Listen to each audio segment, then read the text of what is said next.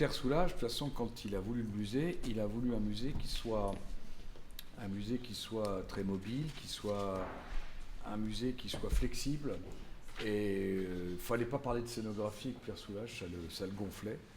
Et ça tombait bien, parce que moi, avec les architectes de RCR, moi, et eux aussi, mais eux pour des raisons un peu différentes. Moi, j'étais fasciné par Carlos Scarpa, par le Castelvecchio, par Musée Canova, enfin des musées qui sont des musées très erratiques, en fait, avec pas vraiment de scénographie. En tout cas, s'il y a une sorte de scénographie, c'est au service de l'œuvre, quoi. Donc, ce musée était conçu comme ça. Et c'est pas un hasard si l'accrochage du musée est quand même un peu minimaliste, et puis c'est pas un hasard non plus si les vitrines sont faites par un fabricant de vitrines italien. Voilà. Je le dis parce que moi j'aime bien cet esprit. Après, faut voir quand même que pour mal de musées italiens, il y a quand même parce que l'Italie, ça va entre le truc extrêmement sobre jusqu'au maniérisme le plus stupide, hein, parce que si on voit certains accrochages en Italie, des fois c'est terrible, quoi. C'est un peu chichi-pompon pour faire clair. Et donc en fait, voilà un peu l'esprit. Alors pourquoi ce musée ici? Tout simplement parce que Pierre Soulages est né ici en 1919, parce que il était dans la rue juste à côté, son père était artisan, même le jardin lui-même c'était un terrain de jeu pour lui. Et que quand il a eu fait, entre 86 et 94, les vitraux de Conques, il s'est dit, j'ai beaucoup d'œuvres, je vais rencontrer le maire, à l'époque c'était Marc Sancy, et je vais lui proposer, on va se rencontrer, puis je vais lui proposer des trucs. Alors dans un premier temps, il lui a proposé des choses autour des vitraux de Conques, ensuite ça a été les papiers, donc les estampes, puis après les papiers c'était les peintures sur papier, après c'était quelques peintures, plutôt des peintures anciennes des années 50 et 60, et au total maintenant le musée, ce sont des œuvres des années, c'est pas compliqué, le musée c'est de 1934 jusqu'à 2022, la dernière œuvre de Pierre Soulages. Donc c'est intéressant. Et il y a eu un concours d'architectes. Le musée a été déclaré, si on veut, d'utilité publique, parce que c'est devenu un musée de France, donc avec des collections. Ensuite, il y a eu un concours d'architectes. Ce concours d'architectes a vu concourir des architectes de partout. Dominique Perrault, Jean Nouvel. Et puis les 4 derniers qui restaient, c'était Marc Barani, c'était donc Paul Andreu, Enzo Kuma, et puis les RCR, Ramon Villalta, Carmen Piguem, Raphaël Aranda. Et finalement, le choix a été fait en 2008, et en 2008, il a été décidé que ça serait eux. Et alors, ce qui avait été choisi ici, c'était un musée dans un jardin. Moi, je dis toujours que le musée dans un jardin, c'est une notion quand même du XXe siècle, parce que le musée Bonbonnière, c'est la notion du XIXe siècle. Moi, je dis le musée Bonbonnière ou le musée bordel, hein, parce qu'un musée, c'est une forme de bordel avec un bel escalier et tout ça, le Chabanais, hein, bel exemple. Et donc là, il y a quelque chose de différent avec le musée dans le jardin, parce que lui, ce que Pierre avait en tête, c'était Baylor. Voilà. C'est ça qu'il avait en tête. Ouais. Et donc les travaux ont commencé en 2010, ils se sont achevés en 2014. Et au jour d'aujourd'hui, on est à peu près à 1 470 000 visiteurs. Donc ce qui fait qu'en 2025, en juin, on sera à 1 500 000 visiteurs. Ce qui fait une moyenne à peu près de 120 000 visiteurs par an, quoi. Voilà. C'est quand même pas mal, parce que si vous êtes dans une ville de 23-24 000 habitants, c'était pas gagné, quoi. Voilà. Et donc, pour revenir sur l'architecture, c'est un bâtiment qui fait 5 000 mètres carrés, 5-6 000 mètres carrés. Moi, je calcule jamais le nombre d'œuvres que j'ai dans mes expos, donc je peux pas vous dire combien il y a de mètres carrés ici. Je sais pas. Je dirais entre 5 et 6 000. Et puis, il y a une chose qui était importante, c'était que c'était un musée monographique, donc qui présentait sa donation. Depuis 2005, il y a eu 4 voire 5 donations ici, donc on a un bel ensemble maintenant. Et puis, il voulait que ce soit un musée avec une salle d'exposition, salle dans laquelle vous étiez tout à l'heure, qui est une salle d'exposition qui présente d'autres artistes que Pierre Soulages, artistes, mouvement contemporain, moderne, on va dire du design à l'architecture. Voilà. Et peut-être ça pourrait être ouvert à autre chose. Mais moi, je pense que c'est pas un musée du 19e ici. Voilà. Par contre, il peut y avoir des expos thématiques, je pense. Même si nous, on n'en a pas vraiment fait, ça pourrait exister dans ce musée. Ça, c'est la première chose. D'un point de vue technique, eh bien, le musée, il a été construit tout en métal. Donc tout l'entourage du musée, c'est-à-dire les plaques de métal qui sont autour du musée, c'est du Corten. Le Corten, c'est un acier qui s'auto-oxyde avec le temps. Et donc c'est un clin d'œil aux peintures de Pierre Soulages, aux peintures sur papier qui s'appellent les Brous de Noix. Donc on y passera tout à l'heure, vous comprendrez. Et puis l'idée aussi, c'était qu'il y ait une partie dans l'obscurité, du moins dans une certaine pénombre, les choses fragiles, les papiers. Donc ça c'est vers le sud, et une partie vers le nord, où il y a donc les grandes peintures. Voilà. Après, donc voilà, le musée est inauguré donc, le 30 mai 2014.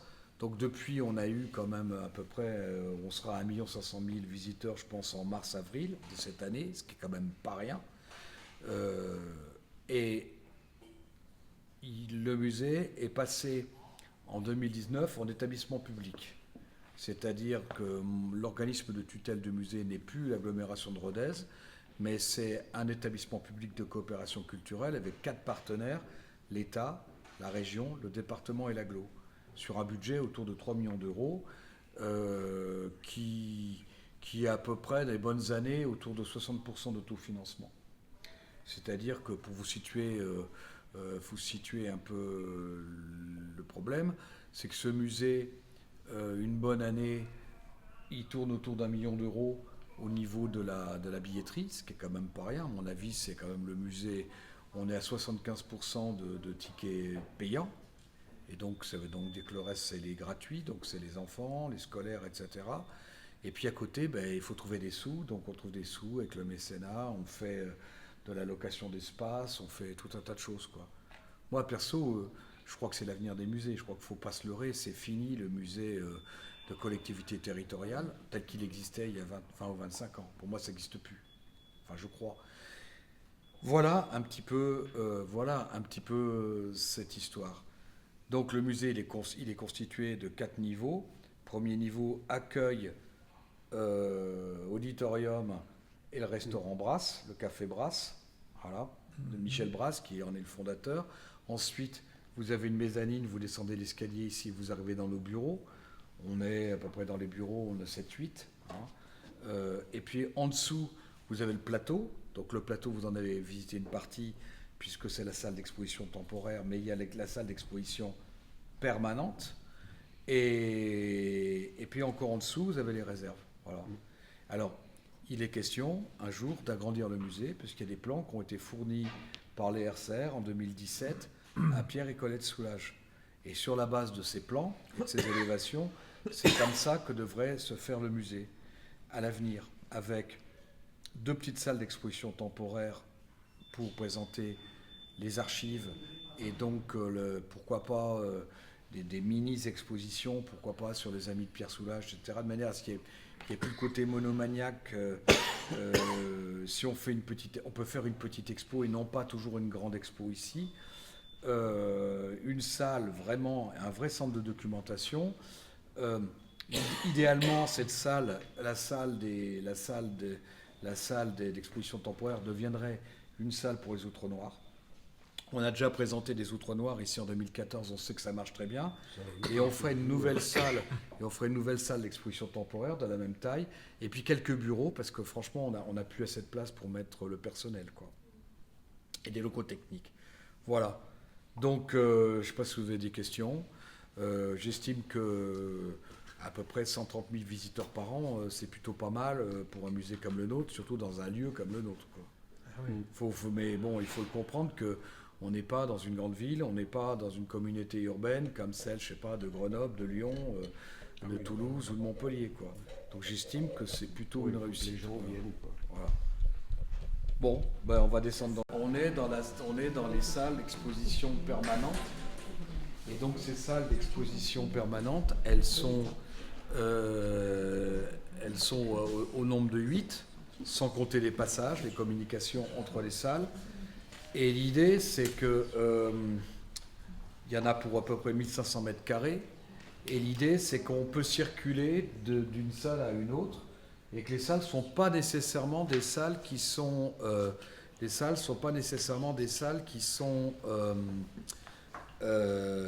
en communication d'un point de vue chronologique. Voilà. C'est ce que voulait Pierre, c'est ce que je voulais moi aussi. Au-dessus, ce que vous voyez, c'est la mezzanine. Donc là, c'est l'atelier. Pour certains sont passés à côté de cet atelier. Et puis après, il y a les bureaux. Voilà. Et donc, on a un plafond qui est surbaissé en dessous. Et ce plafond surbaissé, c'est donc le plafond pour les salles, les œuvres anciennes, et puis essentiellement le cabinet des estampes. La caractéristique de ce musée, c'est qu'il a été créé par Pierre Soulages, avec nous, et les architectes du RCR, bien sûr. Et donc, l'histoire de ce musée, c'est que, contrairement aux musées comme, je ne sais pas, Léger, Chagall, Matisse, etc., c'est vraiment un musée qui a été créé du vivant du peintre. Donc, il n'y a pas un détail qui a échappé à Pierre Soulages. Et quand on a créé ce musée, Pierre Soulages venait régulièrement dans le musée pour voir... Pierre Soulages, pour voir l'avancement, et les détails, etc. Donc, il y a juste des points de détail que je peux vous donner. Par exemple, dans l'escalier, quand on fait le musée, on fait 2 trémies. Ce qui était formidable avec les RCR, c'est qu'ils ont fait des plans qui étaient évolutifs. Sol en métal. L'idée, c'est qu'au départ, le musée, c'était comme ça que voulaient les faire les RCR. Ils ne voulaient pas de béton. Ils auraient voulu une construction métallique comme ça, en croisement, en étressillon, un petit peu comme je sais pas moi, une gare du 19e siècle. Et puis, ils plaquaient les plaques de métal. Et ces plaques de métal, on les a plaquées sur des voiles de béton. Pour des raisons à la fois de conservation, des raisons aussi de rupture thermique. C'était pas possible. Donc, cloison de métal, caractéristique, les œuvres sont accrochées par des aimants. Voilà. Et caractéristique aussi, c'est que le sol, il y a des parties mobiles, il y a des lames de parquet qui se soulèvent, et sous ces lames, il y a de l'électricité, il y a de la fibre, etc. L'idée, c'est que tout peut être rebranché, débranché, les vitrines, tout ça. En 15 jours, on peut vider l'intégralité du musée. Moi, c'était ce qui me plaisait. Après, il y a le sol de métal. Donc là, normalement, il faut l'entretenir tous les 3-4 ans avec de la cire microcristalline, mais ça se nettoie avec un ilfisque, en fait, une laveuse. Mais là, je pense qu'il va falloir retravailler un peu sur certaines plaques pour nettoyer un petit peu le métal. Mais moi, ça ne me dérange pas que ce métal se soit patiné avec le temps, qu'il y ait des taches, des machins. Ça, je trouve ça très bien. Soulages, ça lui allait très bien. Voilà. Quand on a eu terminé ces murs de métal, Soulages a dit « Ah ben non, finalement, je préférerais du béton. » Alors, moi, j'ai dit « Mais vous savez, ce gris-là, c'est en gros le gris du béton, quoi. » En fait, ce qui lui faisait peur, c'était de faire jouer ses peintures sur du gris. Et je dis, on ne peut pas confondre un Soulages, mais il avait très très peur, quoi. Et c'est là que je lui dis, mais vous savez, Pierre, vous avez exposé des œuvres, par exemple à la Villa Médicis, aux abattoirs à Toulouse sur de la brique. Donc il n'y a absolument rien de gênant, quoi. Voilà. Là, cette salle, c'est un peu l'antichambre. Et là, par exemple, on va les enlever, mais là, c'est toutes les photos qui ont été faites par Claude Gassian, qui est le photographe de Rock and Folk, qui l'a photographié, Pierre Soulages, en 2009, avant sa première exposition. Et donc, moi, j'ai acheté toutes les photos. Donc, j'ai fait un livre, j'ai acheté toutes les photos, et puis là, maintenant, j'achète des photos par série. Je crois que c'est très, très important d'avoir un fonds photographique et de le présenter. Donc, ici, dans cette salle, il y a un peu de... On fait échanger, des fois on met des œuvres de Pierre, voilà, ça s'appelle la salle prologue, voilà. J'aimerais pouvoir y mettre une maquette. Bon, en fait, c'est pas moi qui le mettrai désormais, ça serait mon successeur, quoi. Voilà. Alors on continue. Oui, alors ça c'est la première salle, qui est la salle des premières peintures.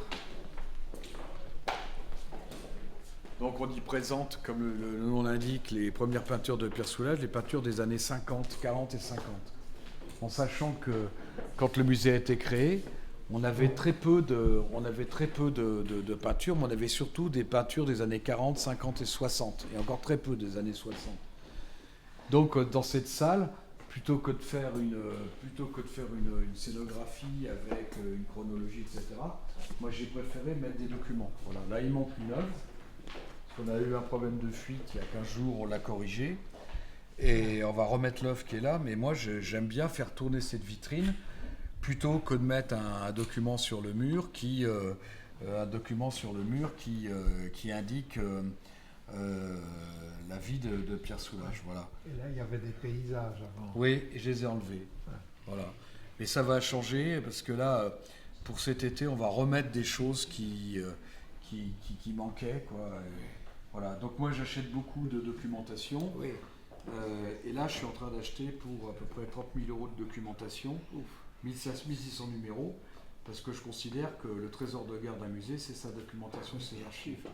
Ça veut dire on ne peut que passer par nous. Ça, c'est vachement important pour moi. Oui. Voilà. Alors, il y a des catalogues, il y a des cartons, il y a des photographies. Alors, il y a très peu de photographies d'époque de Pierre Soulages, ce sont des copies. Et puis, il y a depuis quelques années, il y a des correspondances. Là, par exemple, j'ai acheté une correspondance de Pierre à Pierre-André Benoît. Voilà. Jean Lémarie. Ah, oui. Ouais, et là, il y a des correspondances à Jean Lémarie, à Otto Stangl. Et alors, j'essaye de trouver aussi des correspondances chez les gens qui étaient en contact avec Pierre, au moins d'avoir des copies. Et voilà. C'est vrai que ça coûte très cher des lettres. Hein. Ah oui, ça coûte très cher. Ah ouais. Ah ben oui, parce que en gros, il n'y a que nous qui pouvons les acheter, quoi. Bien sûr. Alors là, ça c'est tout le fond, c'est une partie du fond de Michel Dragon. Ah, comment il s'est fait photographier à côté de Dragon sur deux. Voilà. Tellement il Soulages est grand. Et, ouais, et donc ça, c'est Françoise Dragon m'a donné toutes les lettres de Pierre de Pierre à Michel, et donc on commence à les exploiter. Voilà. Donc là, ça va changer aussi pour cet été, on va tourner un peu tout ça. Alors moi, j'achète un peu de tout, quoi. J'achète des livres, j'achète des cartes postales, j'achète des lettres. Et sur les murs, vous avez les premiers Soulages, donc le Soulage de l'exposition des surindépendants de 47. On voit très bien que le premier Soulage, c'est un Soulage avec des couleurs. C'est post-cubiste, c'est comme une forme qui serait dépliée, quoi. Et puis ces couleurs, des oranges, des jaunes, des verts, des gris. Et puis, peut-être la marque de Soulages, c'est le fait de travailler en imprimant avec la queue du pinceau. Il va creuser en fait la toile.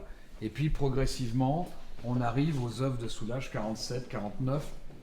Moi, ce que j'appelle le Soulage expressionniste, avec une grille, disons, post-cubiste, comme une grille de prison, avec des lignes comme ça qui ressemblent à des barres, et puis on va vers la profondeur, on va vers une forme de perspective, avec la lumière qui vient du fond, et puis qui revient vers le visiteur. C'est l'époque où Pierre Soulages, 49, où il travaille avec Roger Vaillant, et il fait le décor de sa pièce qui s'appelle Héloïse et Abélard. Voilà.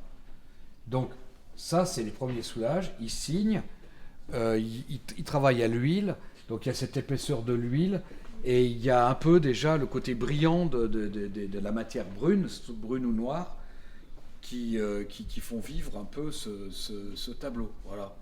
Et alors, ce qu'on montre ici, c'est les différents ateliers de Soulages. Pour moi, je veux dire, ça fait des années que c'est là, donc il faudrait les changer, quoi. Mais bon, il faudrait tout reprendre, quoi. Et donc, en fait, il y a les différents ateliers. Il y a l'atelier de Courbevoie, il y a l'atelier de la rue Schulcher. Donc, l'atelier de la rue Schulcher, c'est l'atelier qui donnait sur le cimetière Montparnasse. Donc, si cimetière il y a et Soulages intérêt dans ce cimetière, c'est Montparnasse parce que ça donnait sur son atelier. Son atelier donnait sur le cimetière. Il y a l'atelier de la rue Galande et puis l'atelier de la rue Saint-Victor qui est depuis 1974, qui est l'atelier dans lequel j'ai connu Pierre. Et puis il y a la maison de Sète, cette maison de Sète avec avec la Méditerranée qui est là, et puis une maison qui a complètement été conçue par Pierre, mais surtout par Colette. Voilà. Ce qu'on ne sait pas, c'est que Pierre a délégué à Colette de travailler avec l'architecte. Voilà. C'est pas fait par Pierre, c'est fait par Colette. Voilà. Et donc avec le sol en ardoise, le mur en béton banché avec des planches de bois, avec les vitres qui donnent sur la Méditerranée. Voilà. Et la technique de Pierre, c'est de peindre sans tube, avec des bassines, sans chevalet, sur le mur, sur le sol. Voilà. J'utilise pas. Voilà. On va avancer. C'est possible d'avoir un mot sur Delon?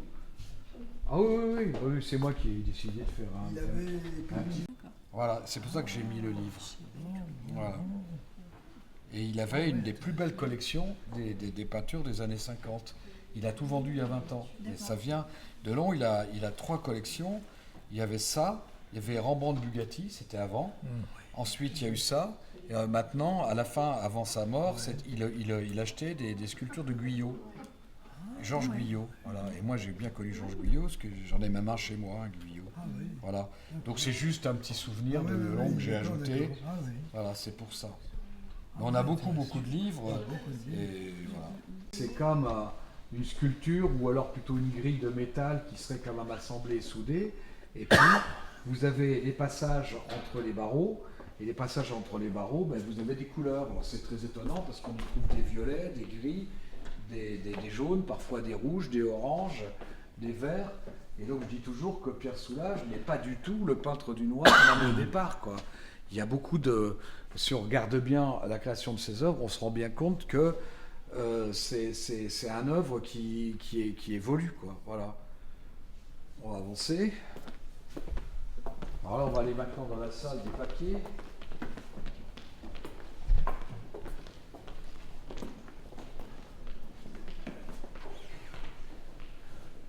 Alors dans cette salle des papiers sont les peintures sur papier, dont les brous de noix.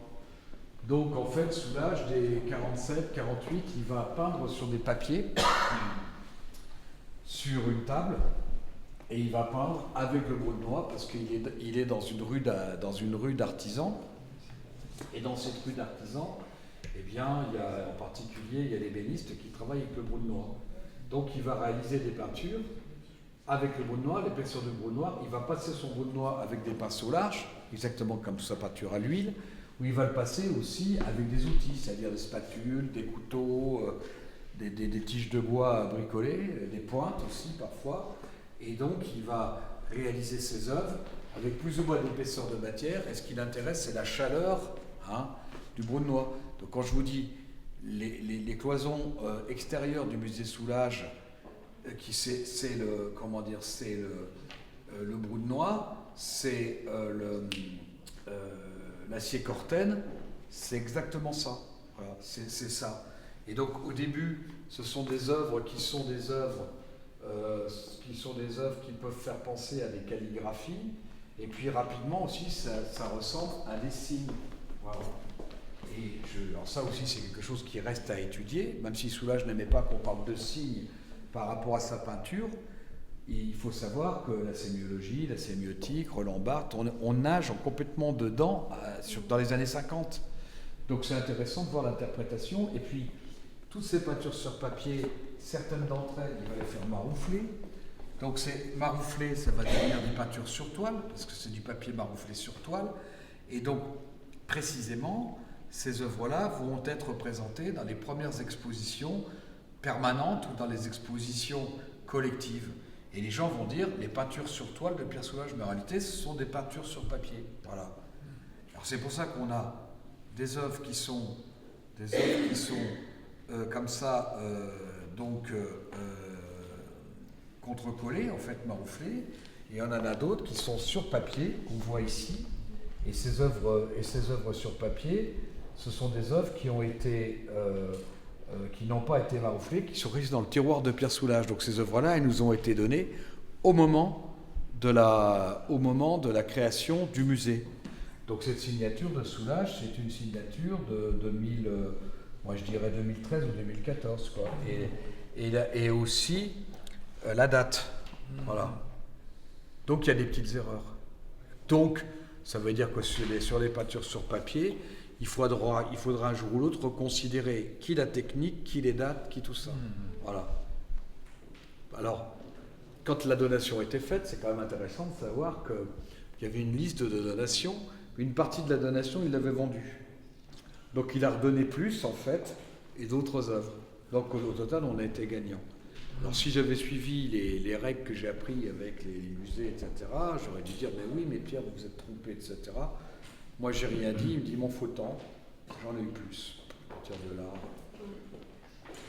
Vous savez, si vous travaillez dans les musées, si vous travaillez et que vous êtes complètement obsédé par la forme, tout en restant bien sûr honnête, correct, éthique, etc., vous n'arriverez à rien, quoi. Parce que moi, dans ma vie de conservateur, j'ai eu des fois des gens qui m'ont dit, je te donne ça, vas-y, je te préviens, tu as une journée pour le prendre.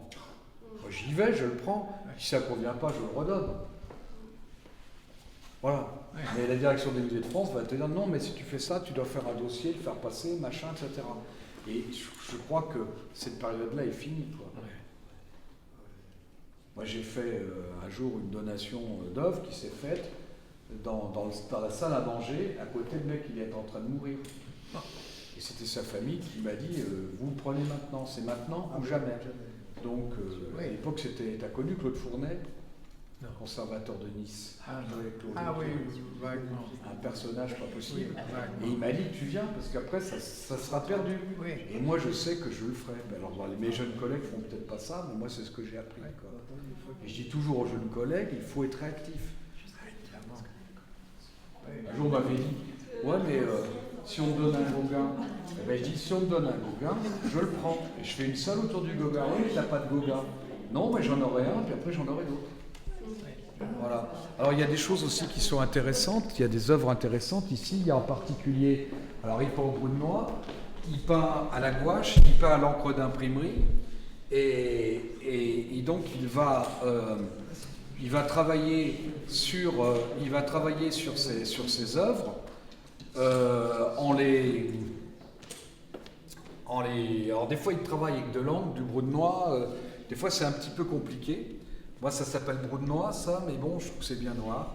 Et c'est vrai que quand on regarde, mais ce qui est intéressant c'est que dans les années 50, on dit de Soulages, mais dans le fond il est sculpteur. Ça pourrait être une sculpture, voilà. Et moi je dis oui, c'est vrai. Et il y a une chose aussi qui est importante, c'est ce que dit en particulier son ami Michel Ragon. Et ce qui est important aussi, c'est comment il travaille. Donc Pierre Soulages, il ne travaille pas sur le geste, il travaille sur le geste appliqué. Donc c'est pas gestuel l'œuvre de Soulages. L'œuvre de Soulages, elle est contenue dans le temps et dans l'espace. Voilà, ça c'est la première chose à comprendre. Il n'y a pas le côté mouvement, etc., comme dans la peinture japonaise, quoi. Si on prend Inoue, si on prend les grands artistes Morita, ça n'a rien à voir, quoi. Et par contre, ça peut-être plus savoir avec les Japonais de Paris. C'est ça qu'il faudrait étudier, qui eux deviennent occidentalisés. Je pense à Sugai, par exemple. Ouais. Voilà. Donc on avance. Tu me dis, hein, Aurélie, parce que je ne me rends pas compte du temps, j'arrête jamais. On a encore du temps, mais j'aurais pas. Alors dans cette salle, ça tourne. On fait tourner les collections parce qu'on a 130 papiers. Donc on les fait tourner, une partie on les prête, une partie se repose. Voilà. Alors il y a des brous de noix, des gouaches, des encres et il y a évidemment quelques fusains. Alors fusain, c'est un fusain sur papier, c'est un dessin.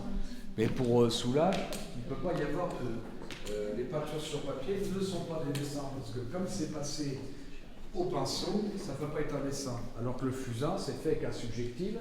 On a 7 ou 8 fusains. Voilà. Alors c'est toujours très intéressant de voir comment il travaille la forme et qu'à l'intérieur, il met cette espèce de forme un peu brumeuse comme ça et toutes ces lignes. Voilà. Et Soulages, dans le fond, il est entre les nuages, du moins les nuages de peinture, ces grandes formes noires, et les traits, qui au début on appelle des poutres, hein, comme des choses comme ça par exemple. Ça aussi c'est intéressant, ça c'est des œuvres de je crois 48, c'est intéressant avec les couleurs un peu grises, un peu jaunes, un peu vertes, mais ça fait tout à fait penser ces œuvres-là à une traversée de l'espace déjà pour commencer, et ça fait penser aussi bien sûr aux œuvres par exemple d'Alberto Magnelli, hein, ça c'est sûr, sur la matière. Alors ici, on a une œuvre de Soulages de 58, c'est peut-être la plus belle du musée. Elle est super. Elle va être prêtée là au musée de Montpellier. Et elle va être prêtée et elle est intéressante parce qu'elle montre bien comment l'artiste travaille. Il va d'abord peindre son fond, il va le traiter au blanc, ensuite il va passer de la peinture noire avec un pinceau large, un spalter, c'est ce qu'on voit ici, hein, où il y a toutes les traces de pinceau.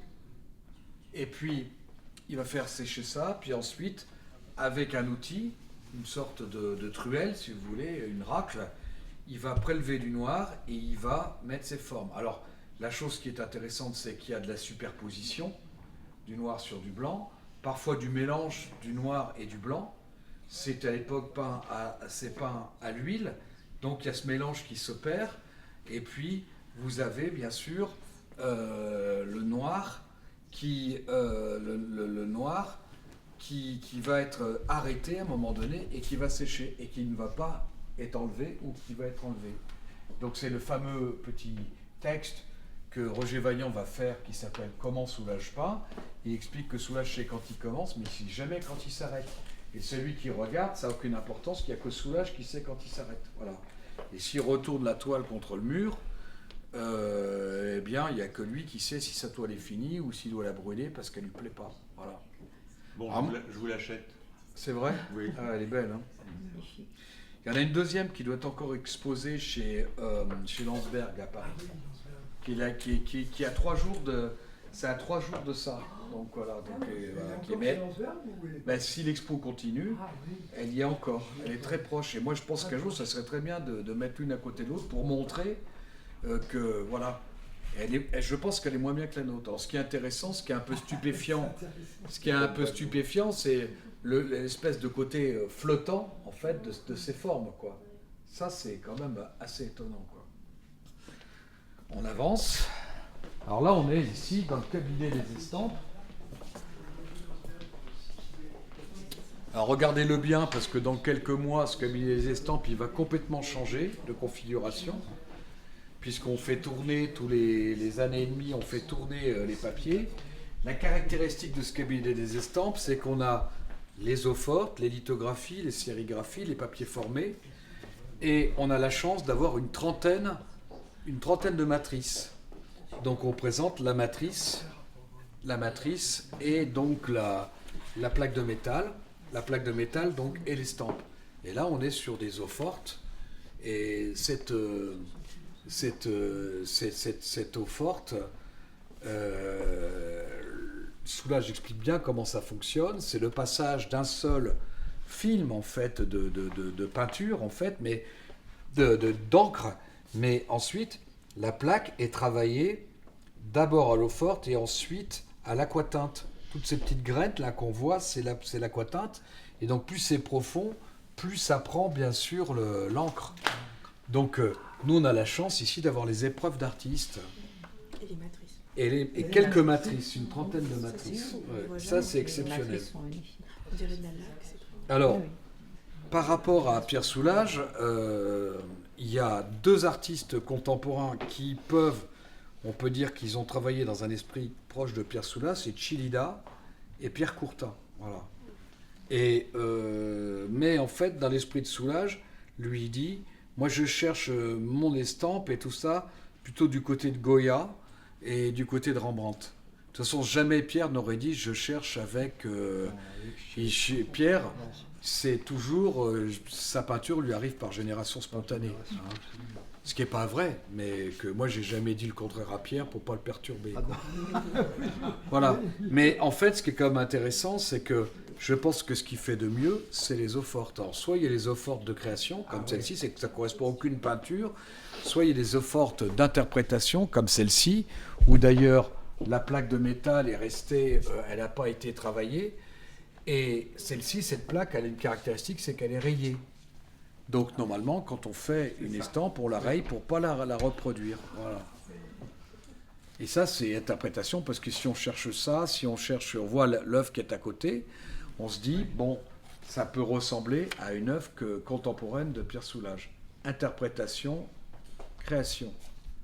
Alors, il va faire toutes ces œuvres fortes chez René Lacourière, hein, à Paris, Frélot et Lacourière, et il va vraiment travailler sur ce sujet. Et donc, on a la chance, nous, d'avoir toutes les épreuves d'artistes. Mais moi, j'essaye, au fur et à mesure, de rassembler d'autres estampes, parce que mon idée, c'est que le musée doit avoir un deuxième jeu d'estampes pour faire des expos, et ces expos portent le renom du musée Soulages, et nous permettent de gagner un peu de sous. Voilà. C'est fini, hein. Il n'y a plus que les grandes villes qui payent, qui peuvent se permettre d'avoir 20% de recettes et puis 80% de frais. Moi, je crois que le musée Soulages, ça va, en tout cas, ça donne une certaine forme d'exemple de ce qui peut être fait. À plus ou moins dosé, c'est à des dosages différents, mais je crois vraiment que c'est ça. Alors nous, on a installé les œuvres. Pierre ne voulait pas de Marie-Louise, donc les œuvres sont montées sur des cartonnettes non acides et accrochées avec des petits taquets sur des réglettes de bois. Voilà. Et tout est ici, les cimaises sont démontables, les vitrines sont démontables, tout est démontable. C'est-à-dire en 15 jours, je vide les trucs et cette salle, il n'y a plus rien. Et même là, il n'y a plus rien. Ça, c'est un texte un livre de quand, des années 60 ? Non, ça c'est... Ça, 74, 60. Ouais, c'est un... Ouais. Nous, on essaye, on a tous les tirages, d'essais, etc. En sachant que Pierre a toujours pensé qu'il n'illustrait pas. Donc, Pierre n'a jamais dit « j'illustre ». Alors, je ne sais pas comment on peut dire, mais bon, ce sont quand même des planches qui sont dans des bouquins. Oui, voilà. oui. Mais ça, c'est Pierre Soulages.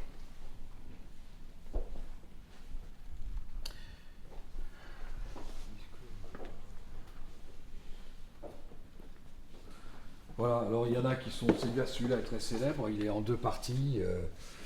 On voit très bien qu'il y a la feuille qui est là. Et on voit quand même la taille du cuivre, quoi. C'est impressionnant, quoi. Et puis moi, je le mets en rapport avec... cette œuvre avec ce que Soulages dit quand il va au Japon et qu'il va dans les temples shinto et qu'il entend les gongs qui résonnent. Mais il dit très bien...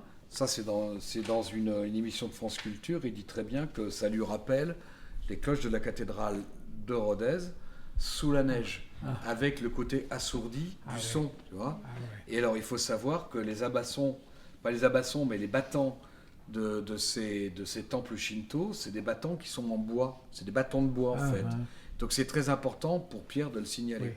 Alors, moi, quand je parle de cette œuvre, je dis, ben voilà, Pierre Soulages, il dit c'est du temps capturé par l'espace, mais c'est vrai. En fait, c'est cette matière-là qui est emprisonnée dans une sorte de patine. Donc, la patine, c'est forcément... Là, c'est pas le temps, c'est artificiel, mais c'est ce que veut Pierre Soulages, emprisonner le temps dans l'espace. C'est Pierre Soulages, c'est un instant, c'est à un moment donné, mais c'est surtout pas la durée. Voilà. Donc, voilà comment on peut expliquer une œuvre comme celle-ci. Et après, nous, on a à peu près sur les eaux fortes, on a à peu près peut-être un peu moins d'une plaque matrice sur 2. Voilà. Donc là, dans quelques semaines ou même dans quelques jours, on va démonter tout ça. On a préparé tout un jeu d'estampes et on va tout transformer. Voilà. Et ça va dormir pendant 2-3 ans. Moi, je trouve que ce qui est le plus beau chez Pierre Soulages, ce sont les eaux fortes. Même si, au fond, les lithographies sont très bien aussi. Alors là, c'est l'espace eaux fortes. Vous avez 40 lux, 45 lux. Et puis, on a voulu avec Pierre Soulages, qui n'est pas de Marie-Louise, donc ça donne... quand on va ranger cette épreuve, on va la mettre dans un tiroir, mais au dos, il y a une cartonnette.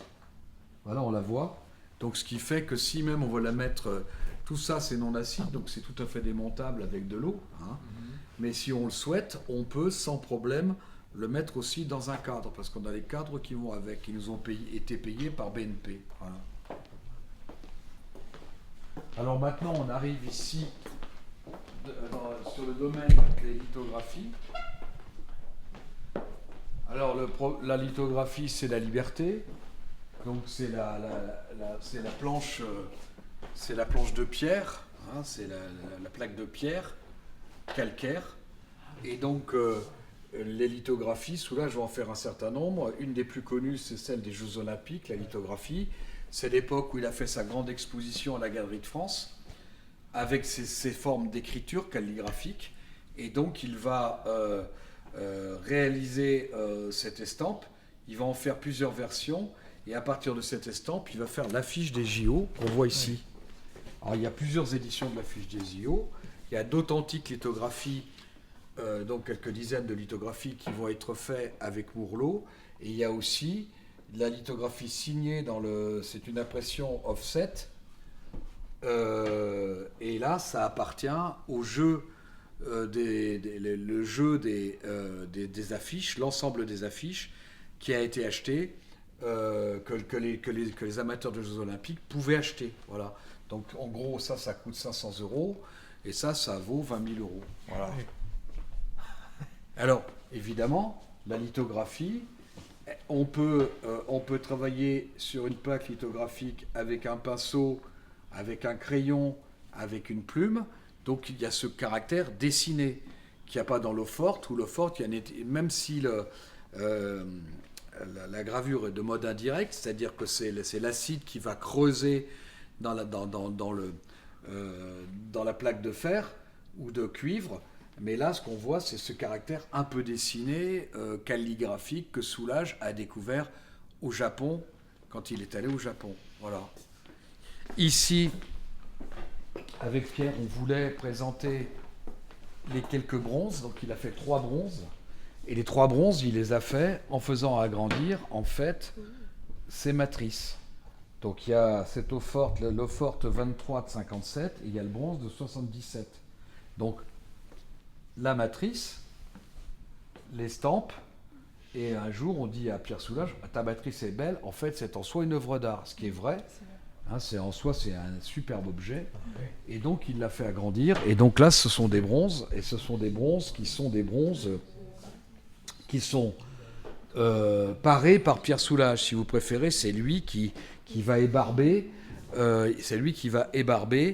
sa sculpture de bronze après qu'elle ait été fondue. Voilà. Et pourquoi est-elle dorée ? C'est parce qu'on a lissé en fait le bronze, et le bronze est devenu doré. Voilà. Il n'y a pas de dorure, il n'y a rien. Alors si on met une mise à distance, c'est pour pas que les gens touchent, parce que sinon ça laisse des traces de doigts, et on voit que ça. Quoi. Voilà. Pour la petite histoire, c'est là où il y a des clous. Il n'y a aucun clou dans le musée, mais là il y a 1, 2, 3 clous. Ah d'accord. Voilà. Et donc parce que c'était extrêmement lourd, et on s'est dit là on peut pas mettre ça sur des aimants, si ça tombe sur quelqu'un c'est une catastrophe, quoi. Alors là t'es mort, quoi. C'est extrêmement lourd. Voilà. Alors moi dans cette salle, j'essaye de la raménager très régulièrement. Alors là récemment j'ai acheté ces œuvres-là il y a 1 an. Ce sont les œuvres d'essai de Michel Cazat. Donc c'est aussi très intéressant de montrer, on va le présenter aussi cet été, les œuvres de Cazat avec les notations de Pierre Soulages. Voilà. D'accord. Donc les notations de Pierre Soulages, elles sont là. Et Pierre, comme tout ce qu'il faisait, était quand même d'une exactitude. Il était vraiment casse-pied. Donc voilà. Donc moi j'ai acheté ça parce que je pense que c'est aussi intéressant de montrer l'estampe, mais comment elle se fait aussi. Voilà. Donc s'il le signe, ça veut dire qu'il l'assume. Et ça, c'est le résultat final. C'est l'estampe qui est la carte de vœux de Michel Rocard. en 89. Voilà. Ah, ouais. Alors j'ai plusieurs exemplaires comme ça, d'estampes qui sont corrigées. Donc pour cet été, on va les présenter pour expliquer aux gens. Voilà. Sont dans un musée, il y a toujours des choses à faire. Hein. Ah, oui, oui. Alors, voilà pour ça. Et puis là, on arrive maintenant dans les sérigraphies. Donc tout le monde sait comment on fait une sérigraphie. Vous savez comment on fait une sérigraphie? Oui, bon, donc je n'insisterai pas là-dessus. Et là, on a présenté le vase de Sèvres. Voilà. Ah, Alors ouais. l'histoire singulière de ce vase de Sèvres, c'est que c'est une création qui a été faite par Pierre Soulages c'est un prix en fait pour une compétition de sumo. Parce que Jacques Chirac allait voir le sumo au Japon et ce sumo, il n'avait pas de prix. Donc Soulages est envoyé par Jacques Chirac à la manufacture de Sèvres et il fait cette chose-là. Il en fait 4. Donc en fait, il y a l'intervention du noir, il y a un noir spécial Soulages. Il y a aussi le fait qu'il y a une première, c'est un moulage, donc c'est pas tourné. Donc quand la porcelaine est fraîche, on va tourner sur la porcelaine séchée mais pas cuite avec un peigne pour donner donc les scarifications qui sont sur le vase. Et ensuite on va le cuire, ça va devenir un biscuit et ensuite on va le peindre. Donc sur le dernier, le noir Soulages, il y en a 4 couches. Donc en fait on fait une couche, 4 couches de noir, et de manière à donner plus d'épaisseur qu'il y ait cet effet de dégradé en fait. Voilà. Ça va être mis au point par Soulages et les membres de l'atelier de Sèvres. Et alors après, il y a la représentation elle-même. Au départ, c'est un modèle de vase de 1925. Il n'y a pas de pied douche, si vous préférez, de socle. Et il va y avoir d'une part le noir, le rond. Donc le noir, c'est Soulages, c'est l'outre noir. Le rond, c'est l'azaï, c'est le soleil levant. Hein. Le rond, c'est aussi le tatami du sumo, qui fait 3,50 m de diamètre. Et puis, c'est aussi sol against, soleil agissant, Soulages. Voilà. Et donc, c'est comme ça que cette chose-là va être faite, avec tout un tas également de nuances, en sachant qu'à l'intérieur, il y a 500 grammes de poudre d'or. Il y a aussi le chapeau. Ce fameux chapeau, il est coupé comme le chapeau de l'arbitre du sumo. Et donc, l'idée, c'est que la lumière, elle passe par-dessus et elle rentre et elle éclaire le vase. Voilà l'histoire de ce vase. Alors il y a plein, c'est le vase qui fait parler. Hein. Moi, il y a 2 ans, j'ai eu Borloo ici, j'ai eu, comment il s'appelle, Dominique Bussereau, 2 anciens ministres de Chirac, qui me disait Chirac nous a envoyés au Japon, il nous demandait d'assister à des compétitions de sumo, on n'y comprenait rien, mais rien du tout.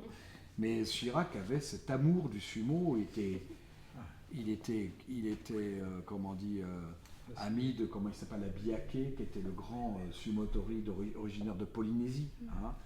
Voilà, ce vase. Alors, il y en a 4.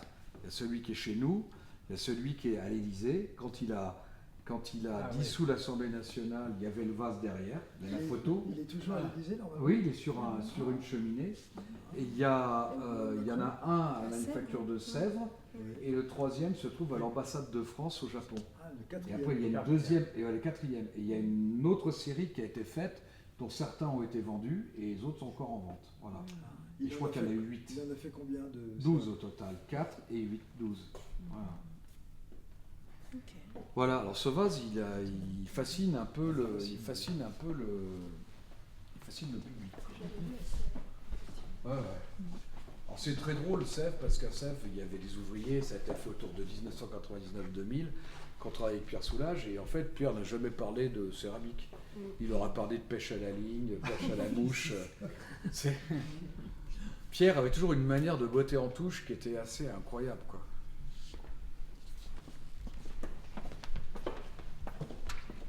Voilà, là on arrive dans les grands espaces de peinture, et cet espace de peinture, c'est l'espace avec les premiers outres noirs. Voilà. Donc, je présente cette outre noire de 96. Quand on a réinstallé cette outre noire, on a refait la lumière. La lumière a été faite par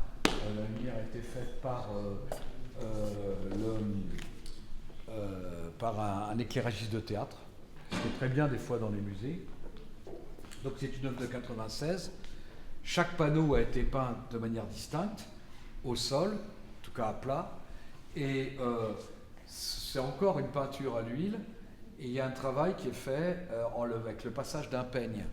Donc ce peigne va diviser en fait en stries la matière noire qui est passée, qui est assez épaisse. Et si on le voit aussi, ce peigne, il peut parfois, comme un piano de John Cage, il peut y avoir des petites irrégularités dans le peigne. Il suffit de mettre un peu de scotch, hein, et ça fait ces choses-là. Voilà. Alors, si on part de votre côté et si on remonte là, toutes les parties abattues, noires, on ne voit pas la lumière. Et si on part dans l'autre sens, c'est aussi une question d'orientation de lumière, on voit la lumière. Donc en fait, le principe de l'outre noir, c'est le passage de la lumière et la lecture de cette lumière sur des surfaces noires. Voilà. Donc on voit très bien ici. Alors, il faut savoir que quand Pierre Soulages fait une œuvre comme celle-ci, avant de l'installer comme ça, il aurait pu très bien en faire un carré. Mais il préfère faire une grande surface horizontale. Voilà. Et alors ici, vous avez une œuvre de 2014 qui nous a été déposée depuis assez longtemps, maintenant, depuis l'ouverture du musée. Et cette œuvre de 2014, c'est un travail qui est fait, c'est une épaisseur de noir, parfois c'est 2 ou 3 épaisseurs de noir avec un noir qui est un noir, on pense que dans ces noirs, parfois il y mettait du talc, on ne sait pas, ça c'est des choses qu'il faut continuer à travailler. Mais ça, on va mettre ça en route parce que c'est important de comprendre bien la technique tant qu'il y a des gens qui ont travaillé avec lui, qui sont présents. Et puis ensuite, avec un outil, eh bien, il va passer cet outil. Et moi, je dis toujours, c'est exactement comme, je sais pas, sur une tablette de beurre avec un couteau à beurre. Il y a la surface du beurre extérieur qui est gelée. Puis quand on met un petit coup de couteau à beurre, eh bien, on va faire briller le beurre, on va le lisser, on va le faire briller, et ça va donner ce qu'on voit ici. Ou alors, quand on l'embourre, un champ. Voilà. Alors, j'aime beaucoup cette œuvre parce qu'en fait, après son exposition de 2009, Pierre Soulages, moi je dis, c'est un peu comme l'exposition que j'ai faite il y a 2 ans, les derniers Soulages. Il se lâche, en fait, il est très très à l'aise, et il va faire des choses comme ça avec ses points. C'est très irrégulier. Alors, quand on travaille quand on présente ces œuvres-là à des enfants, à des ados, on leur dit toujours, est-ce que c'est un banc de poisson ? Est-ce que c'est un banc de poisson ? Est-ce que c'est des pavés qui brillent sous la pluie ? Est-ce que c'est... Voilà, etc., etc., etc. Et c'est aussi important de comprendre que Soulages, quand il parle de sa peinture, il dit « je peins de l'art concret ». Alors, qui dit art concret, et il dit art... qui dit art concret, dit art avec une forme de réel en quelque sorte. Voilà. Il y a cette œuvre-là aussi, on la prête également, on va la prêter au musée Fabre. Ça, c'est une œuvre de 2000. Donc d'abord, ce qui compte, c'est l'importance, la taille de l'œuvre. Ça fonctionne comme un diptyque, mais c'est un seul et même tableau. Et ce diptyque, il est séparé donc en 2. À droite, vous avez un outre noir qui avec un noir, on va dire mat, qui absorbe la lumière. Et à gauche, vous avez un outre noir luisant. Et ce noir luisant porte la lumière, ramène la lumière vers vous. Et à l'intérieur de cette lumière, vous y trouvez les couleurs. Voilà. Ce tableau-là a été présenté pendant plusieurs mois à côté de la bataille de San Uccello. Là, la de San Romano de Paolo Uccello, au musée du Louvre, en 2009. Non, c'est vrai. Et en fait, j'en ai discuté plein de fois avec Pierre. Pierre me dit, de toute façon, c'est pas compliqué, à gauche, c'est les lances. Ce qui est vrai, d'ailleurs. Mais bon, ça ramène aussi à la perception que le personnage peut avoir de ses influences. Et Soulages, il va dire mes influences, c'est la préhistoire et la peinture primitive italienne. Et l'art roman, bien sûr. Et là, Montmorillon, Tavan, Saint-Savin-sur-Gartempe, enfin toutes les fresques romanes. Absence de perspective, adéquation de la matière au cadre, comme dans la préhistoire où il y a une adéquation de la manière de peindre sur les infractuosités du rocher, et simplification. Donc pareil, ça va encore changer pour cet été, puisque cette œuvre-là va partir à Montpellier, donc j'en présenterai d'autres, et c'est important, puis c'est bien, parce que comme ça, c'est exactement comme voulait Pierre Soulages, le musée va un peu bouger. Et cet été, je vais faire un journal là-dessus, pour montrer tous les changements, pour tenir véritablement à jour, finalement, nos accrochages. Je crois que c'est important. Puis après, en 2026, ça reprendra son cours normal, avec les œuvres qui vont revenir. Donc là, c'est la grande salle. C'est dans cette salle qu'on fait de temps à autre des concerts. Ici, on a eu Archichep, on a eu David Lively, on a eu on a eu quand même pas mal de Caroline Loeb qui est venue faire une lecture ici. Et donc, dans cette salle-là, je présente des œuvres de différentes périodes. Donc 2070, 82, 67, voilà. Donc, dans un circuit, je présente toujours l'évolution de son œuvre. Là, c'est des choses de 56, par exemple, ou ici, les œuvres de 57. On comprend bien que Pierre Soulages utilise le bleu, il couvre de bleu, et dessus, il rajoute de la peinture plus épaisse, et il en enlève, et ça fait réapparaître le fond. Donc les deux fonctionnent de la même manière. Et celui-là est encore plus radical, parce que là, il y a une épaisseur de noir, il y a du rouge de Mars dessus, et puis surtout, il y a une ampleur de la toile est très grande. Quel type de peinture sur ce genre de... C'est de la peinture à l'huile. Ouais, c'est lui. Oui, mais par contre, c'est de la peinture qui est très étendue, avec, voilà. Et lui, c'est ce qu'il appelle la peinture gouttière. C'est-à-dire qu'il met de la peinture dans une gouttière, type Nicole, il la retourne et ça coule, et ensuite, ça fait un film de peinture sur lequel il peint. Voilà. Toutes les techniques de Pierre Soulages, à mon avis, elles restent encore non pas à étudier, mais à préciser. Donc elles peuvent être précisées par des films, des photos, etc. Alors c'est maintenant qu'il faut le faire, parce que si on ne le fait pas maintenant, oui, il n'y a plus que Dan qui a 76 ans quand même. Donc voilà, mais même quand ça a été fait, Dan n'a jamais vu se faire. Donc là c'est intéressant parce que c'est le premier triptyque de Pierre Soulages, 67, il est bleu, mais il est très sombre, il est bleu, et il y a des transparences de bleu, bleu sur bleu. Je trouve que c'est une pièce tout à fait exceptionnelle, quoi. Alors c'est devant cette œuvre-là que donc avec... d'abord il y a un bleu qui est hyper présent chez Soulages dès les années 70 et 80, en particulier les lithographies, un bleu avec du noir et parfois du rouge. Et puis ce bleu-là, c'est ce que Soulages pense être du bleu charnel, un petit peu comme pouvait dire Chantal Thomas. Voilà. Donc Chantal, elle l'a vu, elle a trouvé cette œuvre absolument superbe. Et là, on est 3 ans plus tard. Donc il va y avoir une grande exposition de Pierre Soulages à la Galerie de France. Et cette œuvre-là, qui est donc de 70, c'est 17 janvier 70. Elle est très intéressante d'abord parce qu'elle est ample. Elle est intéressante parce qu'il y a un fond blanc et dessus il y a un passage avec un balai. Donc c'est une toile qui a été peinte au sol. Alors je dis mais comment il fait? Un bastin, un parpaing de chaque côté, puis on passe dessus. Et il piétine pas, il fait pas comme fait par exemple Olivier Debré. Et puis il y a ce passage avec le balai d'un noir qui est quand même très pur. Et alors là, on dit, oui, mais c'est Soulages, 70, il a fait 2 ou 3 voyages au Japon. Lui-même parle des temples shinto, des jardins, etc. C'est comme ça qu'on peut le voir. Et puis on le voit aussi avec une forme d'écriture qui part de gauche et qui va à droite. Avec cette nuance quand même qui n'est pas anodine, c'est que cette nuance, c'est c'est une écriture, et donc c'est une écriture qui signifie rien, alors que bien entendu, la calligraphie japonaise ou chinoise, le signifiant s'aligne sur le signifié. Donc, Soulages dit, moi j'y comprends rien, je trouve ça très beau.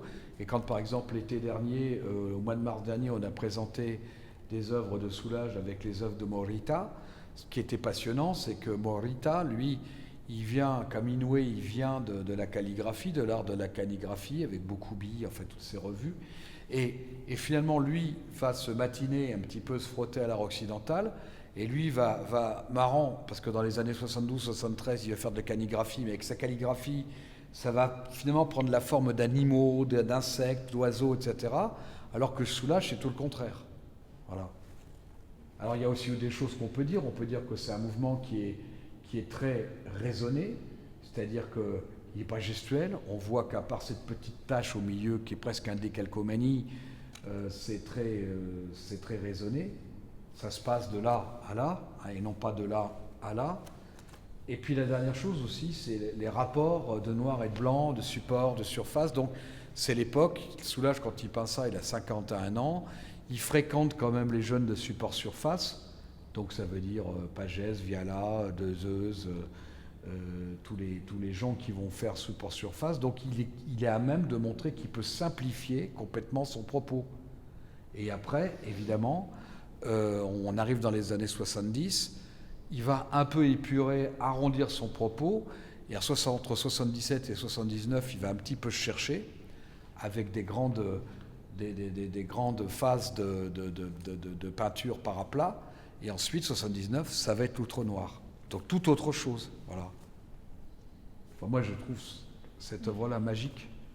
Par-ci, regardez-la, parce que celle-ci va être prêtée également à Montpellier. Mais nous, on aura la leur qui est bleue, voilà. C'est quand, Galerie de France? Galerie de France. C'est quand? C'est l'année prochaine? 72, l'expo. Non, la prochaine dont tu parlais. Galerie de France en 72, et de montrer à quel point cette exposition, elle était totalement novatrice. Ça dure 2 ans, quoi. Et après, il revient un peu en arrière. Alors ça, c'est aussi une œuvre intéressante. Très, très intéressant. Alors, cette œuvre-là, elle a toute une histoire. Très intéressant. Alors ça, c'est une œuvre qui est peinte sur bois, sur des panneaux de bois. Et ces panneaux de bois, Soulages les assemble pour un projet qui est initié par Serge Lemoine. Serge Lemoine, à l'époque, il est professeur à la fac Histoire de l'art de Dijon. Ça se passe en 82. Et c'est une commande pour un centre de télécommunication. Vous avez les espèces de centres où on mettait les cosses les unes dans les autres à l'ancienne, quoi. Et il va faire cette œuvre-là. Voilà. Et puis, à Dijon, ils ne savent pas trop quoi en faire. Ça n'existe plus, tout ça automatisé ou informatisé. Et puis, il y a ça 10-15 ans, je ne sais plus trop, en fait. C'était avant l'ouverture du musée. Je suis invité chez Orange, et Orange me dit on a ça. Parce que vous savez que France Télécom, ça devient Orange. Il dit on ne sait pas quoi en faire, on fait des pots devant, quoi. Alors, moi j'y vais une fois et je dis mais attendez, vous avez dit ça nous emmerde parce qu'on pourrait avoir des tâches et tout ça, mais je dis mais il faut la déposer au musée. Alors je dis moi je suis intéressé et puis finalement j'ai été mis en concurrence avec le musée des Beaux-Arts de Dijon pour cette œuvre-là. Il y a d'autres Soulages? Non, ils n'ont rien du tout, mais ils ont la collection, je ne sais plus comment il s'appelle, enfin bon, je connais bien le musée des Beaux-Arts de Dijon, qu'importe. Et comment? Il y a une collection de peintures avec Mirmonde, c'est Graine, c'est pas Mirmonde, c'est l'autre, enfin qu'importe, il a pas mal de Lapic et tout ça. Et on s'est mis en concurrence, il fallait faire un dossier. Donc moi j'ai fait un dossier, je dis il faut absolument qu'il soit chez moi. J'ai dû faire un dossier de 10-15 pages et je l'ai eu. Voilà. Il est en dépôt chez moi. Ah, en dépôt. Il appartient toujours. Non, mais ici il est vachement bien. Quoi. Tout le monde dit au début, les gens ont eu du mal à s'y habituer parce qu'il est quand même hors norme. D'abord parce qu'il est peint sur des panneaux de bois, ensuite parce qu'il est composite. À la fois, il y a 2 outres noirs. Les 2 plaques d'outre noir, c'est un balai qui est passé dessus dans un sens, dans un autre. Ça fait des strips, ça c'est vachement intéressant.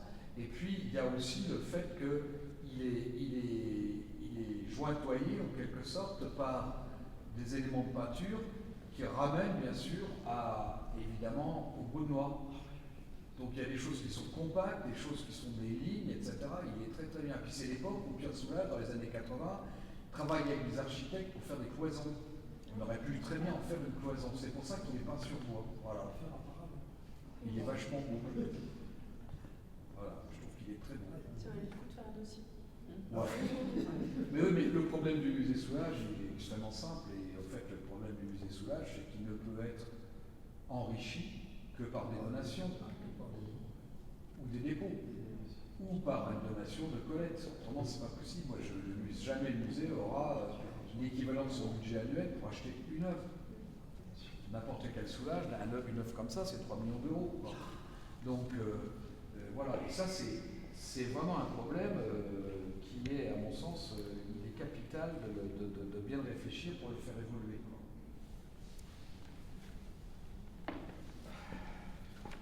On avance. On est ici dans la salle de noir. Ah, ça disparaît.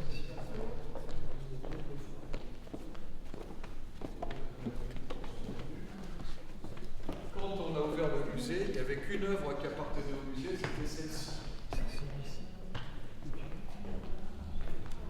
Maintenant, toutes celles qui sont dans cette salle, à l'exception de 2 ou 3, nous appartiennent.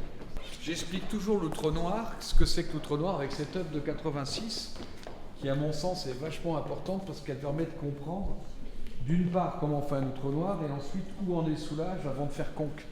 Sur 86, c'est le début de Conques. Donc c'est ce que Soulages appelle un super carré. C'est en fait 4 peintures qui sont juxtaposées. Le travail qui a été fait dessus est fait à l'outre noir. Alors qu'est-ce que c'est que l'outre noir? C'est une recherche. Soulages raconte que sa recherche, il l'a fait dans le cadre de ses recherches d'atelier, donc rue Saint-Victor. Il couvre de noir et il ne se rend pas compte de ce que fait ce noir. Et en fait, ce qui est important, c'est de comprendre que il s'en va, il rallume la lumière, il éteint la lumière, rallume la lumière, et la lumière se répand sur le noir et fait vivre cet outre noir. Ce qui est aussi capital, c'est que en 79, 89, il n'appelle pas ça outre noir, il appelle ça noir-lumière. Donc, ce qui signifie tout simplement, bêtement, je dirais, l'association du noir et de la lumière. Voilà. Et ensuite, il appelle ça outre noir pour dire que c'est au-delà du noir. C'est pas un ultra noir, c'est-à-dire noir plus noir que noir que noir. Non, c'est au-delà du noir. Et au-delà du noir, pour lui, c'est sauter un ruisseau. C'est quelque chose de géographique. C'est à la fois un mouvement et une géographie, quoi. Et il saute le pas en quelque sorte. Et c'est pour ça qu'il appelle ça outre noir, comme ultreia. Hein. Et donc, on voit très bien que ce noir-là, il va le travailler avec des outils et que très souvent, les passages qu'il va faire, alors soit il y a des passages qui sont faits au peigne, mais il va repasser une racle pour atténuer ces lignes et pour les retravailler. Voilà. Il va le cloisonner en quelque sorte, son noir. Donc c'est le jeu de la lumière sur ce noir, exactement comme une sculpture est mise en valeur par de la lumière. Hein, c'est Steichen qui photographie les sculptures de Rodin. Eh bien, c'est comme ça qu'il va créer ces fameux outre noirs. Alors après, il y a plein de choses qu'on peut dire. Le super carré, le fait que ça soit suspendu. Les artistes, dans les années 60, au milieu des années 60, ils essayent de trouver tout un tas de méthodes pour présenter leurs œuvres. Moi, c'est ce que j'appelle le Vatican II des galeries et des musées. Hein. Ben oui. Donc on enlève les cadres dans les églises, on a foutu de la toile de jute, on a enlevé les cadres, mais on a fait pareil dans les musées. Hein. Moi, je suis arrivé dans un musée en 88, on avait enlevé tous les cadres. On présentait les peintures sans cadre, peintures du 17e, du 18e et du 19e. Eh oui. Donc après, il fallait refaire les cadres. Et donc ensuite, c'est suspendu dans l'espace. Voilà. Donc il est suspendu dans l'espace pour avoir une autre vision. Mais il faut comprendre qu'à cette époque-là, Soulages, il connaît aussi je veux dire, le design italien, l'architecture italienne. Il connaît très très bien aussi Mies van den Rohe, qui est son architecte préféré. Regardez comment sont faites les cloisons. Le Japon, la maison japonaise, la maison danoise. Voilà, et c'est comme ça qu'il y a cette chose-là, voilà, suspendue dans l'espace. Mais il y a des choses qui sont au plafond, il y a des choses qui sont au mur, il y a des choses qui sont au sol. C'est Pinot Galizio qui fait de la peinture au mètre et il fait le tour d'une galerie chez René Drouin avec sa peinture au mètre. Voilà, non mais on est dans le concept, hein, on est quand même dans le concept par rapport à la peinture dès les années 60. Donc Soulages, c'est dès 65, je crois que c'est à Houston, il commence à présenter des œuvres dans l'espace. Donc c'est quand même fou, ça fait quand même 60 ans, quoi. Ah ouais, c'est impressionnant. Alors sur les murs, c'est toutes les œuvres qui ont été données par Colette Soulages en 2023. Donc il y a des œuvres de toutes les périodes, des années 90 et 2000, avec d'abord des outres noirs en polyptyque, avec les différentes manières de peindre. Par exemple, en enlevant de la matière, en retirant de la matière et en laissant en réserve le blanc, ou en lissant des parties très très fines avec ces noirs très fins qui sont en bas, ou des noirs très épais, mais avec comme des bas-reliefs qu'on voit ici, ou alors des choses qui sont bullées, comme ça, presque, je dirais, encapsulées, avec un noir qui est presque égal, quoi. Hein. Et c'est très bizarre, ces échanges de matière. Alors on a les derniers Soulages, ça été donné par Colette, ça c'est une œuvre majeure, c'est une œuvre de 2018, voilà, où alors, il y a des petits mystères sur la manière dont il peint ça en fait, parce que je pense que cette peinture est vraiment prise dans la matière. Donc comment fait-il pour avoir tout ça? Donc ça c'est ce qu'on va élucider. Moi je pense que c'est à la fois en surface et à l'intérieur. Ou alors là, celle-ci, je l'ai vu Soulages la faire. Alors c'est une œuvre qui était beaucoup plus grande, et quand on est dans l'atelier de Soulages, il disait bon alors qu'est-ce que vous en pensez? Un bonhomme qui a 97 ans, c'est difficile de dire ce qu'on pense. Alors moi je disais à Pierre, alors je parlais pas de celle qui me plaisait pas, je parlais que de celle qui me plaisait. Et celle-ci, elle me plaisait, mais pour ces grandes choses noires comme ça, mais avant, elle se prolongeait à gauche. Donc il a recoupé la toile et il a fait cette toile-là. Et là, c'est parfait, quoi. C'est parfait. Et puis là, ça, c'est la dernière œuvre de Pierre Soulages, celle du 15 mai 2022. Ouais. Et quand on prépare l'exposition avec Colette, d'abord, je prépare ça avec Colette qui ne voit plus rien. Donc ça dure 3 rendez-vous où je décris l'œuvre et on décide. Mais comme elle les connaît par cœur, qu'elle a une mémoire d'éléphant, moi je pense qu'avec les artistes, il faut beaucoup de patience. Ça ne sert à rien d'aller vite. L'art, c'est fait pour traverser le temps. Donc en fait, elle me dit, il y a bien ça, c'est la dernière œuvre de Pierre. Alors je dis, d'accord, bon... on va peut-être la prendre 15 mai 2022. Et en fait, 15 mai 2022, Pierre, il ne peut plus peindre dans son atelier. Donc, Ismaïl lui monte, et ça je ne le savais pas quand je l'ai emprunté, lui monte sur sa terrasse, donc face à la Méditerranée. Donc, il y a 2 escaliers à faire, que Soulages ne peut plus descendre. Et il va peindre en fait, sur une après-midi, comme ça, face à la Méditerranée. Donc c'est très intéressant parce que la Méditerranée, quand on connaît la maison de Pierre Soulages, il y a une immense baie et il y a la Méditerranée. La mer l'intéresse pour ses rapports avec le ciel, par son mouvement, mais elle l'intéresse de jour comme de nuit, pour la lumière ou la lumière de la nuit. Et donc, voilà, on y est là. Et c'est extrêmement curieux parce que quand je vois ça, ça me rappelle un petit peu le rapport du sol et du ciel, des nuages, des vagues. Qu'est-ce que c'est? Je ne sais pas. Ça me rappelle aussi ces rapports d'espace, 1/3, 2/3. Tout ça, ça me passionne, quoi. Je trouve ça passionnant, quoi. Et alors après, quand j'ai vu ça, quand je l'ai exposé, c'était il y a 1 an et demi, 2 ans, il y avait la grande exposition Van Gogh. C'était d'ailleurs absolument scandaleux. Moi, j'avais le droit d'y aller parce que j'ai une carte, etc. Mais les pauvres gens, ils n'ont rien pu voir. Et quand tu pouvais y aller, tu avais toujours des cons devant toi avec des appareils photo. C'était insupportable, franchement, c'est n'importe quoi. Et on devrait interdire les gens de faire des photos dans des musées. Comme ça, on voit rien. Il y a un mec devant avec son appareil photo, alors qu'il peut acheter une carte postale, quoi. Qu'importe. La personne, c'est pour faire des fonds de téléphone, je suppose. Et donc, j'étais intéressé parce que ce qui m'a toujours fasciné à la fin de la vie, c'était les rapports d'espace et de limite, en fait. Le sol, le ciel, les champs, le petit espace qu'il peut y avoir entre le ciel et le champ, par exemple. Et ça, c'est propre quand même à Van Gogh. Donc ça me plaisait beaucoup. Et à cette époque-là aussi, je travaillais beaucoup sur Dubuffet. Donc il y a une œuvre de Dubuffet qui est de l'époque, je crois, des sols et terrains. Donc c'est, je dirais, la fin des années 40, début des années 50, qui s'appelle Le Géologue, où il y a, chez Dubuffet, il y a toujours ce rapport très très bizarre entre le sol et le ciel. Moi, je trouve ça passionnant, quoi. Je trouve cette œuvre magique, quoi. Je trouve qu'elle est trop belle, cette œuvre. Voilà. Et pour moi, elle me dit vraiment quelque chose. Donc, 15 mai, et puis fin de 4 octobre, Pierre meurt, quoi. Voilà.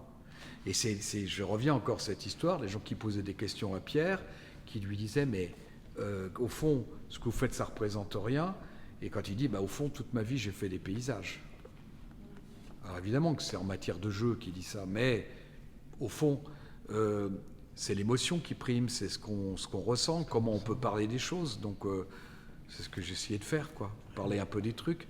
Mais moi, j'adore parler de cette œuvre. Ce que je pense, ce sont des briques d'une vie qui s'est représentée en disant, voilà, donc j'ai construit un univers, j'ai construit ma vie, et ça, ce sont mes briques qui m'amènent certainement à la fin, et c'est peut-être ma dernière œuvre, et c'est le mur.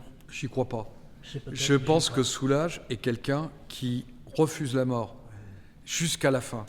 Je veux dire, quand il est mort, on travaille encore sur des projets qu'on avait lancés avec lui, quoi. Hein. Et donc, en fait, je pense que Soulages, sa grande force, c'est justement un peu comme, je sais pas, on parlait de Ginette Kolinka, c'est ça. Hein. Ginette, elle dit, je vais encore vivre quelques années, j'ai envie de profiter encore de mon fils, de mes petits-enfants et tout ça, quoi. Et c'est souvent, travailler avec des gens comme Soulages, c'est, comment dire, c'est une question de mentalité, en fait. Dans sa famille, ils ont toujours vécu vieux, donc la maladie, elle est là pour les mettre en valeur. Comme Pierre Soulages, il me disait, tu comprends, moi j'ai eu la même maladie qu'Andy Warhol, mais moi je suis encore en vie. Sauf qu'en fait, Andy Warhol, il est mort il y a 30 ou 40 ans, quoi. Voilà. Et ça, c'est un truc qui est fascinant chez Soulages, quoi. C'est un trompe-la-mort, quoi. Et d'ailleurs, c'est pareil avec Edgar Morin. Quand on est face à Edgar Morin, c'est fascinant parce que t'as pas l'impression que ce mec, il a 100 ans, quoi. Enfin, moi, je l'ai vu il y a 3-4 ans. 104 ans, je crois. Et ouais, non, mais c'est fou. Et Colette, elle a 103 ans, voilà.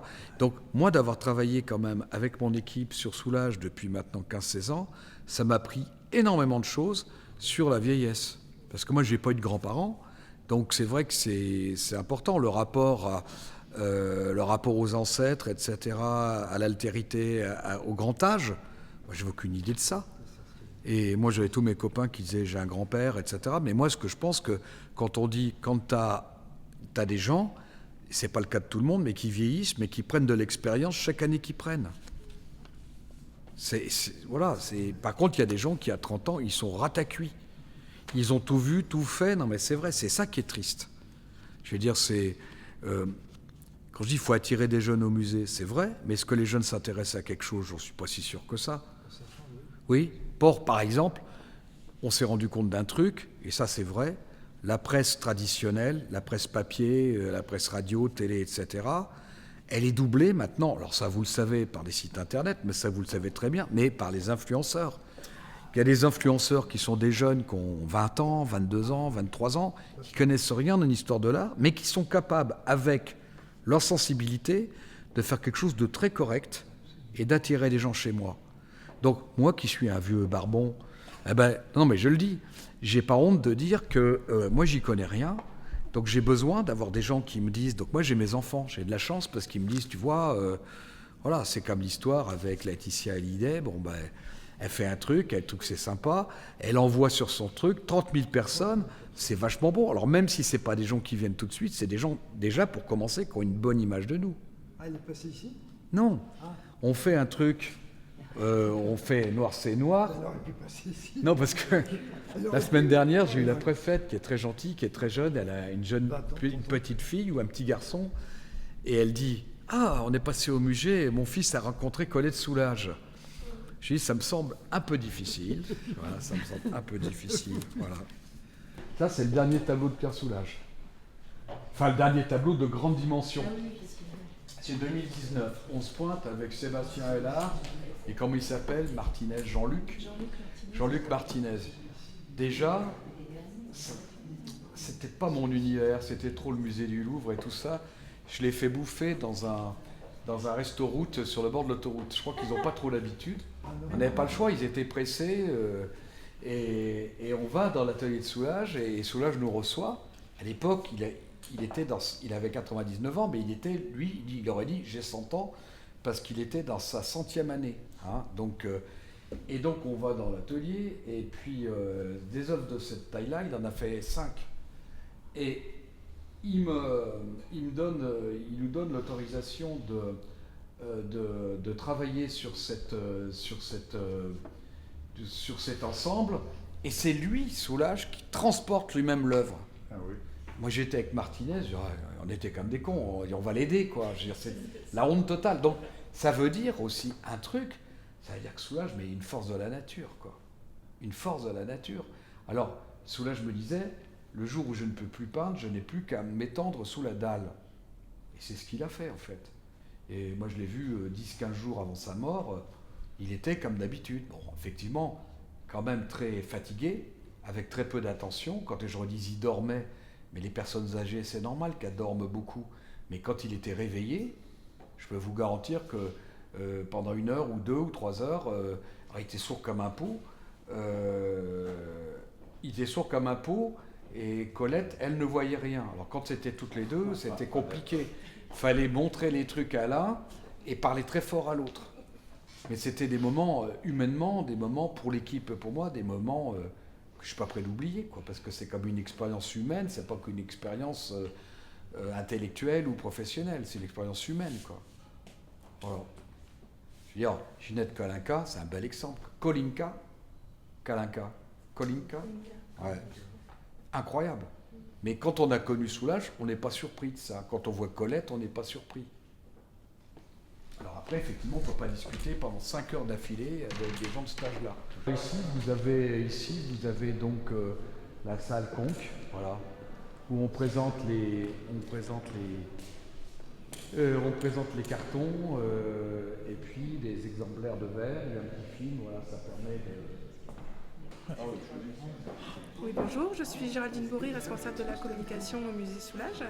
Nous sommes heureux de vous accueillir au sein de ce musée du mardi au vendredi de 10h à 13h et de 14h à 18h, le samedi et dimanche de 10h à 18h et en juillet et août de 10h à 18h en continu. En ce moment, nous représentons une exposition temporaire, Geneviève As, Le bleu prend tout ce qui passe, et nous vous accueillons aussi dans les salles d'exposition permanentes avec la collection Soulage. Il y a